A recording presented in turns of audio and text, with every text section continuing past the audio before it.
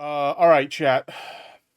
So here we have a statement that was released by Alex Pretty's parents, Michael and Susan Pretty. So this is the first statement that's being put out from the family of them. And I gotta imagine that like this whole situation must be extremely difficult for them, right? Not only did they lose their loved one, but you have the federal government misrepresenting your loved one, literally demonizing your loved one and trying to make them out to be a terroristic individual who was out there with the intent to do some sort of like mass shooting. Like, these are things that are not reflective of like who Alex Pretty really was as a person. They're not based in reality whatsoever. If you look at all the footage of what happened and what they're telling you, it's night and day. Okay, so they're literally, it's not bad enough that these people killed this man execution style in broad daylight, but they're also slandering his good name after they've all already killed him. It's tragic to say the least. But anyway, let's go ahead and let's take a look at the statement from Alex Pretty's parents. This is a statement from Michael and Susan Pretty, parents of Alex Jeffrey Pretty. We are heartbroken, but also very angry, and understandably so. Like I said, this guy lost his life when he didn't need to, which is bad enough in itself. Under no circumstances whatsoever should this man be dead right now. But to make matters worse, they didn't just kill him, but they also misrepresented him, and they're demonizing him in the media and making him out to be a person he wasn't. Alex was a kind hearted soul who cared deeply for his family and friends, and also the American veterans who he cared for as an ICU nurse at the Minneapolis VA hospital. That's the crazy thing, right? You hear right wingers talk so much about how much they care about veterans, right? Veterans are so important to them. We should honor our veterans and stuff like that. And here we have a person who was providing medical assistance to veterans, and suddenly they don't give a shit anymore. Suddenly they don't give a shit anymore. It's it's insanity. Like, it's almost like the gun thing, right? Because so many of them are justifying his killing based on, oh, well, he had a gun, so he deserved to die. And it's like, no, simply being in possession of a gun is not a license to kill someone. He was practicing his legal right to bear arms. He had a legally registered firearm, and he had a license to carry it, open carry it, which he was doing. Everything was on the up and up. He never threatened them with a weapon or anything. But suddenly, simply being in possession of a weapon, that means there's justification to kill you. Now, they made very different arguments when it came to their boy Kyle Rittenhouse, but, and keep in mind, Kyle Rittenhouse was actually out there opening fire on people. But for him, he's a hero. But Alex Pretty is a terrorist. But okay, go off. Alex wanted to make a difference in this world. Unfortunately, he will not be with us to see his impact. I do not throw around the hero term lightly. However, his last thought and act was to protect a woman. Isn't that crazy? Even in his dying moments, the moment before his life was taken away from him, he was doing his best to protect someone, to provide aid to someone. Dios in the chat said, did he actually have a gun? Yeah, he did have a gun on him. He was a legal gun owner. He had a legally registered firearm, and he had a license to open carry it, which he was doing. But he didn't brandish the weapon at them. He never reached for the weapon. And to make matters worse, during the scuffle with these agents, they took the weapon away from him. They had disarmed him. And then they fired on him after they disarmed him. It never left his holster, says Chasing Dopamine. It never left his holster until they removed it from his holster and disarmed him. Well, no gun in his hands. Yeah, no gun in his hands. It was in his holster, which is where it belonged. Anyway, I don't throw around the hero term lightly. However, his last thought and act was to protect a woman. The sickening lies told about our son by the administration are reprehensible and disgusting. If I were these parents, I would sue the ever-loving shit out of the Trump administration, out of DHS, out of everybody involved in the situation. I would take them to court and take them for as much fucking money I can drain out of their bank accounts. Like that, and pursue criminal prosecution against them. 100%. Alex is clearly not holding a gun when attacked by Trump's murdering and cowardly ICE thugs. Exactly. Anybody calling these people law enforcement? I'm sorry. I know I sound like a broken record because we've talked about this a few times at this point, but these people are not law enforcement, okay? When I look into my local community and I see law enforcement patrolling the area, what do I see? I see people who are clearly, you know, in uniform as law enforcement.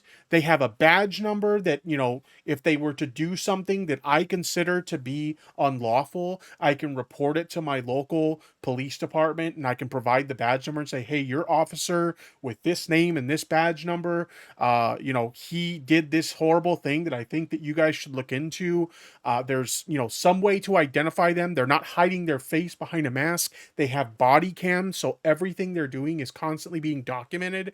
Like, that's what I think of when I think of law enforcement.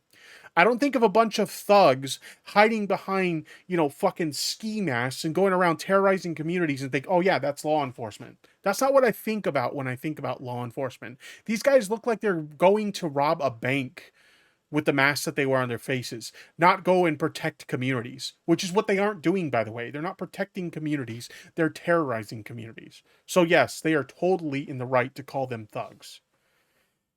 He had his phone in his right hand and an empty left hand is raised above his head while trying to protect the woman ICE just pushed down, all while being pepper sprayed.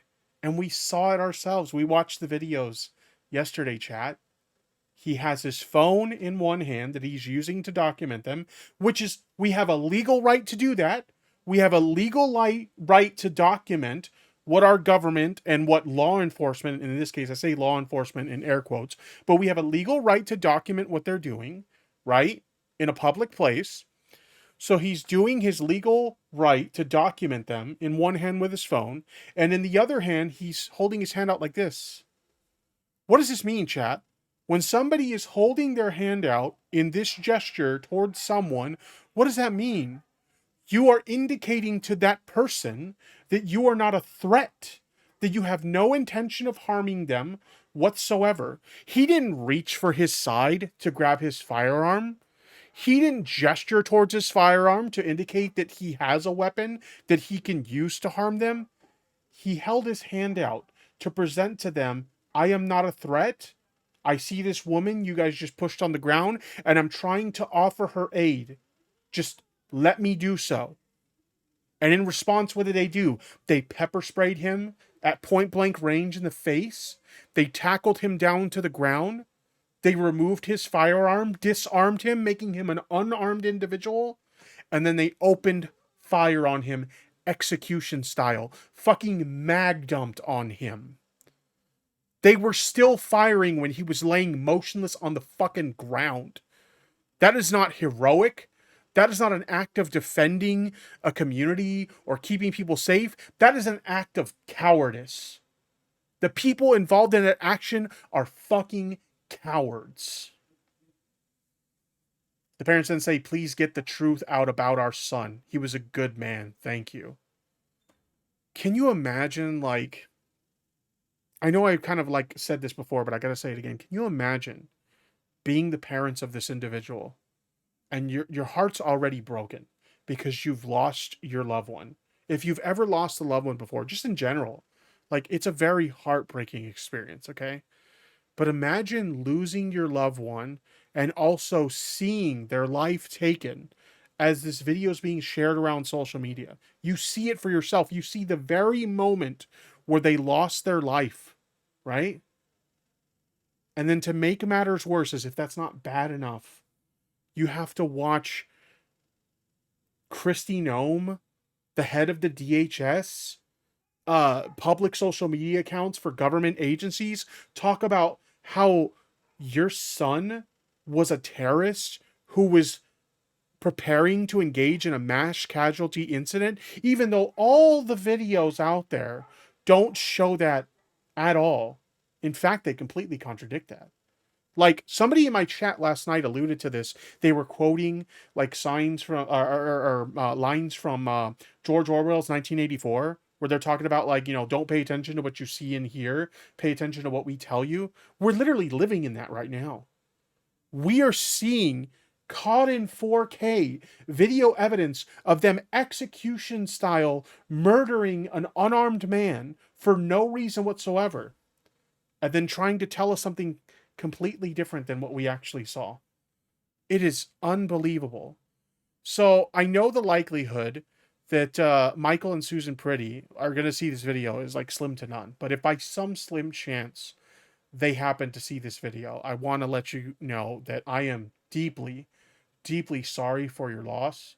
My heart goes out to you, your family, your loved ones, everything, like, anybody who's affected by this, the community that's affected by this. Um, your son absolutely is what could be labeled a hero.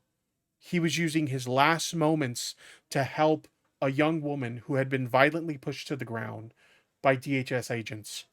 And it just shows his character that, like, even in his final moments, that's how he chose to breathe his last breaths, by helping someone else.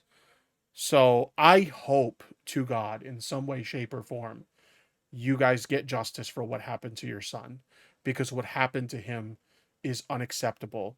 And people are starting to open their eyes. I'm even seeing people from the opposite side of the political aisle looking at this situation and saying, this is wrong. This should not be happening. Yeah, you have your dipshits who are like Donald Trump bootlickers who are going to defend this tooth and nail, but there are people who are starting to look at this and say, no, this is America, and this is not what we stand for. This should not be happening here. Pay attention, okay? If you happen to be one of the people out there who are still defending this, look at the footage for yourself and pay close attention, because your government is lying to you and you're allowing it to happen.